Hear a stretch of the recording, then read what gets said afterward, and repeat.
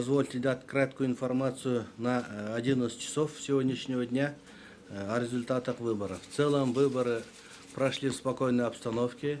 Я думаю, многие наблюдатели в этом убедились в штатном режиме.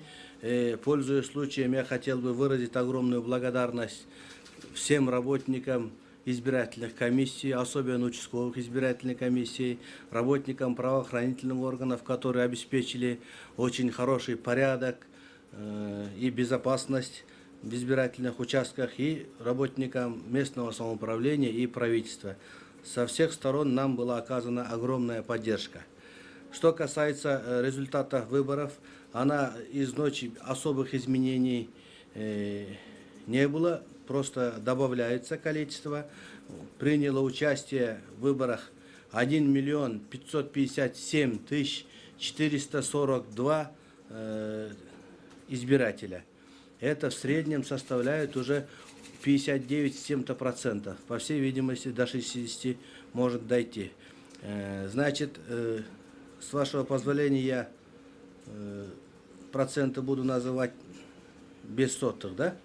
Значит, СДБК, Кыргызстан социал-демократическая партия, занимает первое место.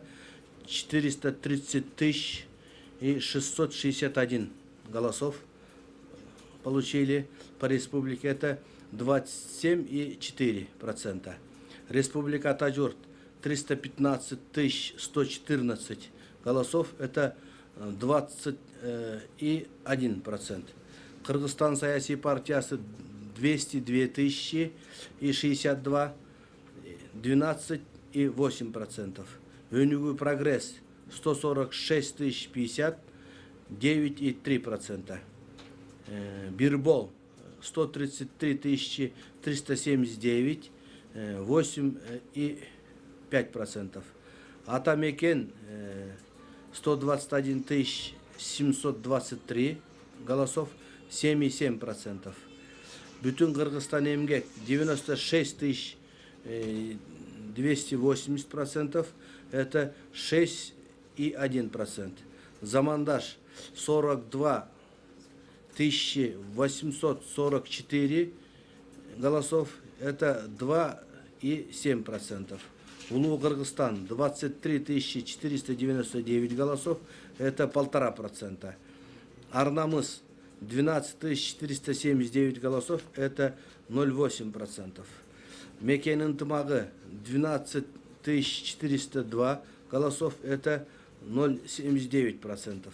Кыргызстан элдеринин конгресси, это 9 тысяч 436 голосов, 0,6%.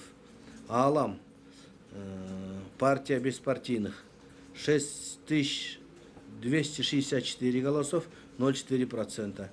Азаттык демократическая партия 5249, это 0,3%. И против всех 0,8%.